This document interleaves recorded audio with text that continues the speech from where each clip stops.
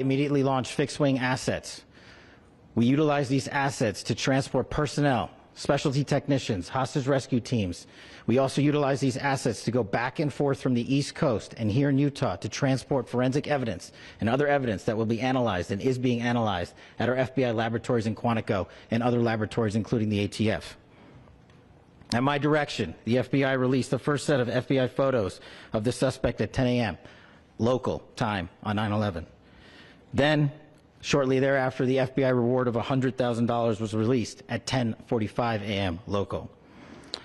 Myself and Deputy Director Bongino arrived on the scene at approximately 5:30 p.m. on 9/11.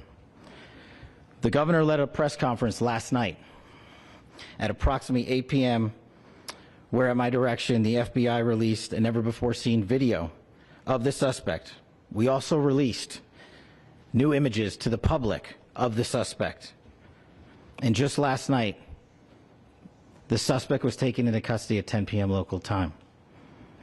In less than 36 hours, 33 to be precise, thanks to the full weight of the federal government and leading out with the partners here in the state of Utah and Governor Cox, the suspect was apprehended in a historic time period. And I want to highlight what Governor Cox said. This would not have been possible without you, the media, and you, the public. That's why we went so public, so fast, and we're so transparent, and we're committed to that transparency. The crime scene, just a little bit there. It is a large crime scene. State and local authorities, along with federal authorities, processed that crime scene quickly, and I even had the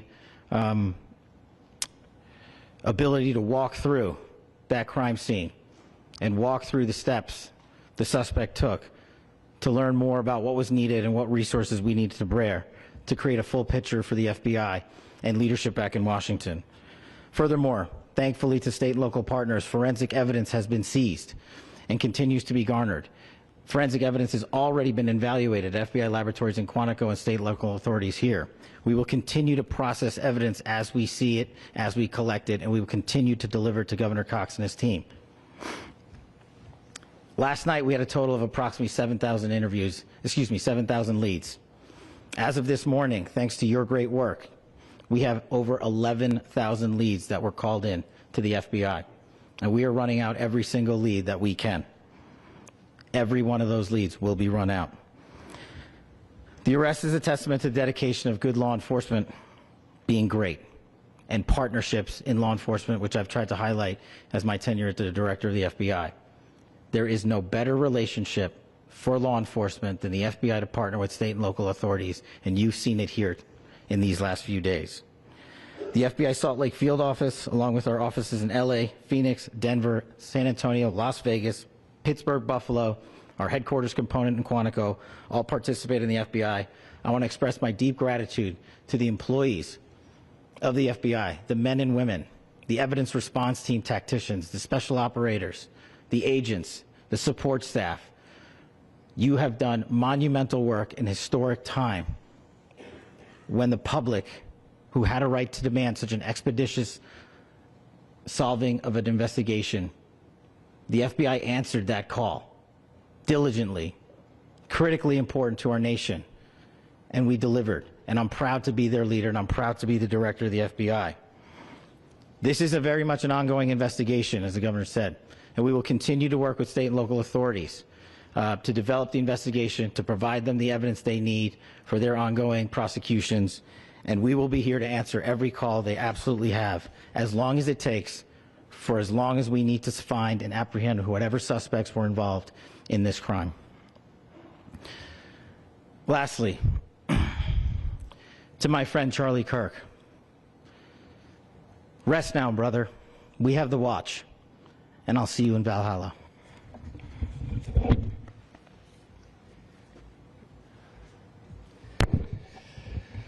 Thank you, and good morning. I would just like to take a few minutes as the sheriff to express my gratitude for everybody who has played a part in this investigation.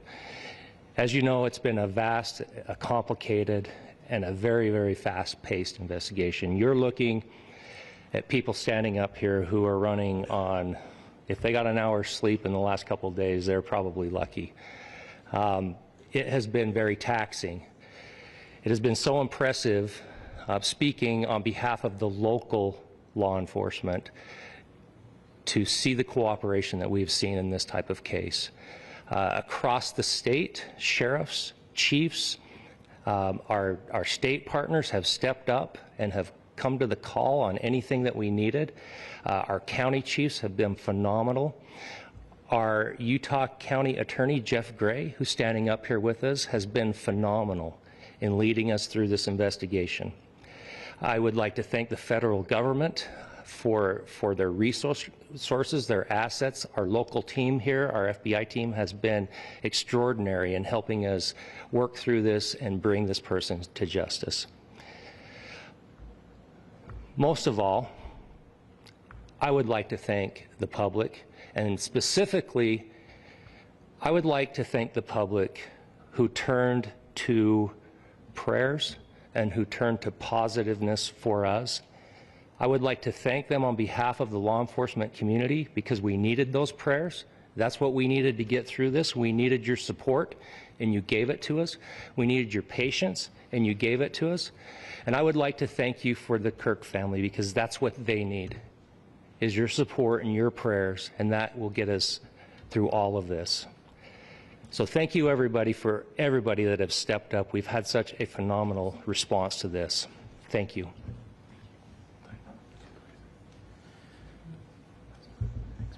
I also want to give a special thanks to the Attorney General and the Department of Justice. Their unwavering support and their commitment to justice is shown true here. And without AG Bondi and Deputy Attorney General Todd Blanche and the resources they brought to bear, we would not have been able to complete our mission. And I just want to say special thanks. It's an honor to be a part of the Department of Justice. Thank you again to our incredible law enforcement team who has worked so hard. Sheriff, I got a solid 90 minutes last night, so I'm probably the most well-rested person up here. Ladies and gentlemen, I get the microphone, so I hope you'll permit me a moment just to share a few more thoughts about where we are and how we got here and maybe a little bit of where we go from here. I don't want to get too preachy, but I think it's important that we, with eyes wide open, understand what's happening in our country today. I've heard people say, well, why are we so invested in this? There's violence happening all across our country.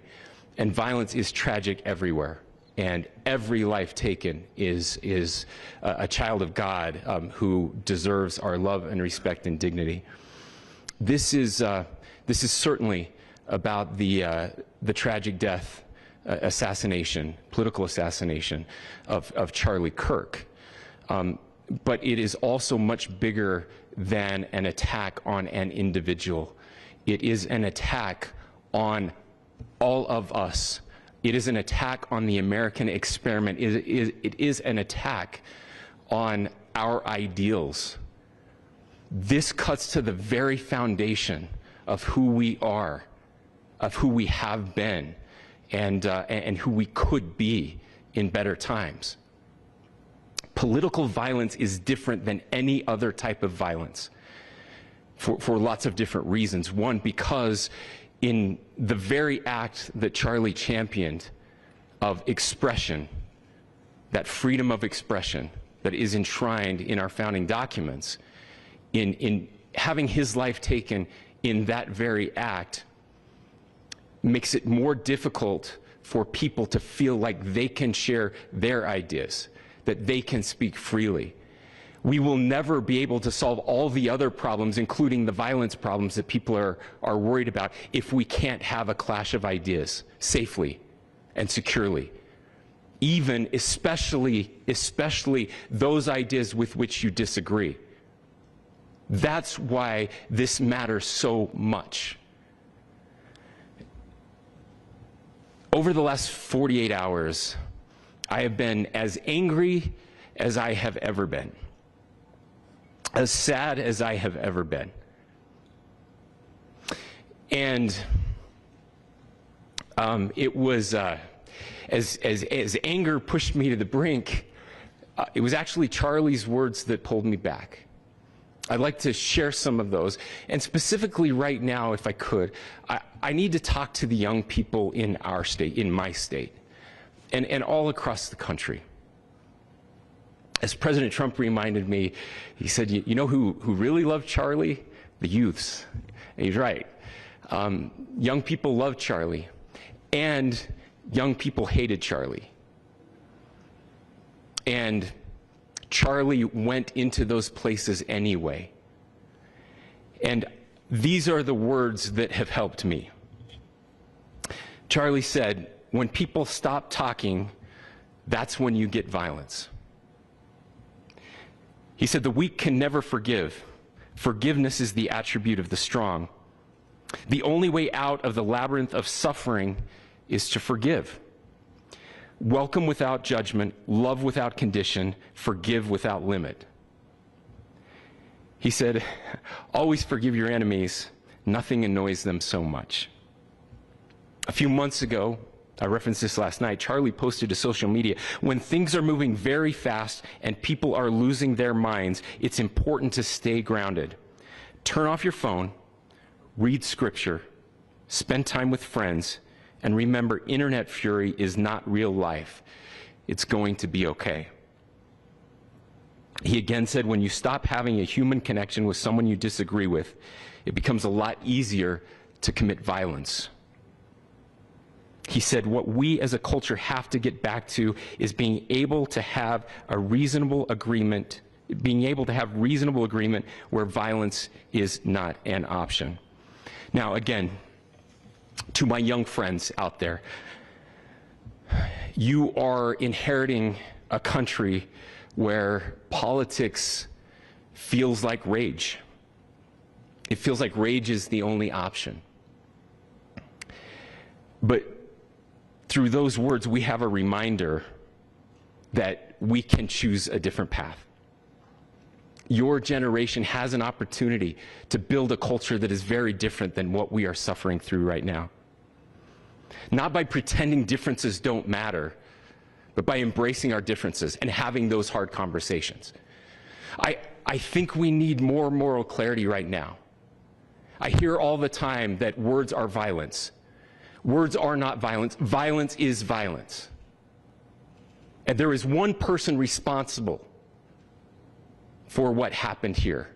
And that person is now in custody and will be charged soon and will be held accountable. And yet, all of us have an opportunity right now to do something different. I want to thank my fellow Utahns. This bad stuff happens. For 33 hours, I was praying that if this had to happen here, that it wouldn't be one of us. That somebody drove from another state, somebody came from another country. Sadly, that prayer was not answered the way I had hoped for, just because I thought it would make it easier on us if we could just say, hey, we don't do that here. And indeed, Utah is a special place. We lead the nation in charitable giving. We lead the nation in service every year. But it did happen here. And it was one of us. But I want you to look at how Utahns reacted the last 2 nights. There was no rioting. There was no looting. There were no cars set on fire. There was no violence. There were vigils and prayers and people coming together to share the humanity. And that, ladies and gentlemen, I believe is the answer to this. We can return violence with violence. We can return hate with hate. And that's the problem with political violence, is it metastasizes. Because we can always point the finger at the other side. And at some point, we have to find an off-ramp, or it's going to get much, much worse. But see, these are choices that we can make. History will dictate if this is a turning point for our country. But every single one of us gets to choose right now if this is a turning point for us. We get to make decisions. We have our agency. And I desperately call on every American, Republican, Democrat, liberal, progressive, conservative, MAGA, all of us to please, please, please follow what Charlie taught me. I'll just conclude with with words I share often from a friend and author, Yuval Levin, who was asked if he was optimistic about our country, and he said, "I'm not optimistic." He said, "I hate optimism." Like, that sounds bad. But he said, optimism is a vice. It's this idea that good things are just going to happen. And he said, in the history of the world, good things have never just happened. He says, I'm not optimistic, but I am hopeful. And hope is the virtue that sits between the vices of optimism and pessimism. Hope is the idea that good things are going to happen because we can make them so. I still believe in our country. And I know Charlie Kirk believed in our country. I still believe that there is more good among us than evil. And I still believe that we can change the course of history. I'm hopeful because Americans can make it so. Ladies and gentlemen, we're happy to answer any questions you might have. Governor, can you please speak to whether the suspect is speaking with authorities and his demeanor, Tyler Robinson, when he turned himself in? I cannot speak to that right now. Governor, how do you interpret the engravings on casing? Well, I will leave that up to you to interpret what those engravings mean. I think the clearest one that says "catch fascist," there's not, and by the way, that's like catch like a ball, catch this. That's I think that speaks for itself. Governor, you indicated that he had been communicating. Please. Talked about this level of hatred that this person expressed in the dinner. Beyond that, is there anything in your view that you discovered that may have radicalized or changed him to prompt him to commit such a horrific? There's nothing more that we can share at this time. Governor, Yeah, you please. indicated that he had been communicating with a friend on Discord about the gun. Do you anticipate any more arrests? We do not at this time have any information that would lead to any additional arrests. Do you believe he acted alone? Yes, but the investigation is ongoing. How he came into custody of police and where he is right now, Mr. Robinson? Yes, so right now, Mr. Robinson has been booked into the Utah County Jail. You heard the president this morning report that he was taken into custody, that his family and a friend helped to deliver him into custody of law enforcement in Washington County. For those of you that don't know where Washington County is, it is the southwesternmost part of the state of Utah. It's about a 3.5 to 4 hour drive from here, where we are right now, and that's where he lived and where they turned him in. Please, I'll go here. I can't share any more than what I've already shared. Yeah.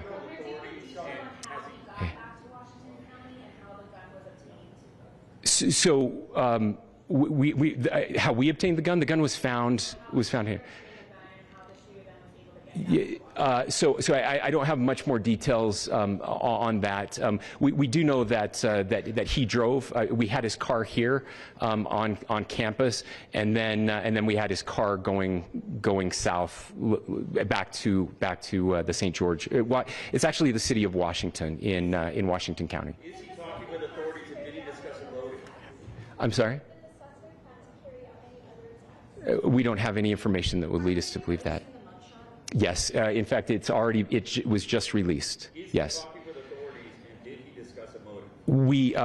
I can't answer that right now. Yeah, thank you. Over here. Very eloquently about trying to reunite this country. Do you feel this is a watershed in American history? I absolutely believe that this is a watershed in American history, yes. The question is what kind of watershed? And that chapter remains to be written. Is this the end of a dark chapter in our history or the beginning of a darker chapter in our history. Look, I mean, if you look at true political assassinations in this country of someone of this stature, this feels a lot like the late 60s, and having one so gruesomely displayed on camera in all of our hands and in all of our pockets. We are not wired as human beings biologically, historically.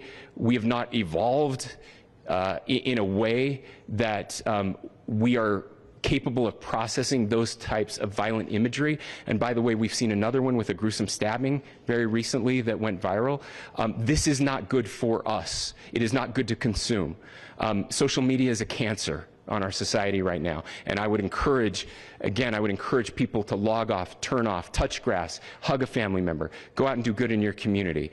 That is happening, and it's happening organically right now. I had a friend in a small city in Utah who said, we're getting together, the Republicans and Democrats in my little town are getting together to have a discussion tonight, last night, just to find a way to find their better angels. So yes, this could be, I mean, you know, again, you have to go back to JFK to have seen a video live of something like this happening. I wasn't born until 1975, but I know that things were really dark in the late 60s. Sorry to some of you. I know some of you were there. But this is our moment. Do we escalate, or do we find an off-ramp? And again, it's a choice. It's a choice, and every one of us gets to make that choice. Two more questions right here. Could we clarify that the release of those enhanced images at 8 p.m., the timeline that Director Patel gave us, led to the arrest at 10 p.m.? Is there a direct connection between those two events? I cannot comment if there is a direct connection or not, but all I can say is that that through some process, the family came to know that this had happened. One more thing, Governor. Could you just clarify the clothing issue you mentioned earlier? Was he changing outfits? Correct. Yes.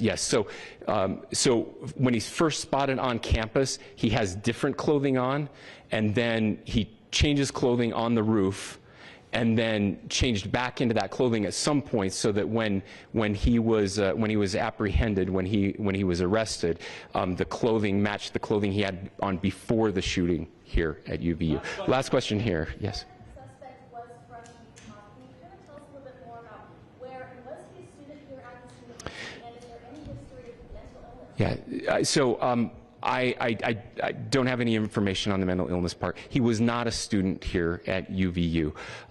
He was living and had lived for a long time with his family in Washington County, in the southernmost part of our state. Thank you, everyone, for your great work in getting this information out. I would just say, process-wise, this may be important. I know many of you aren't familiar with the process in Utah. I think it's important that you understand that. Basically, we have 3 days for charging documents to be filed. A CI will be filed. We'll have more information then, more detailed information, as those charging documents are filed in preparation for a preliminary hearing. So 3 days. So we would anticipate then that early next week those charging documents will be filed. We will obviously be working. The county attorney will be working very closely with Mr. Kirk's family as those documents and decisions are prepared and made. Thanks, everyone.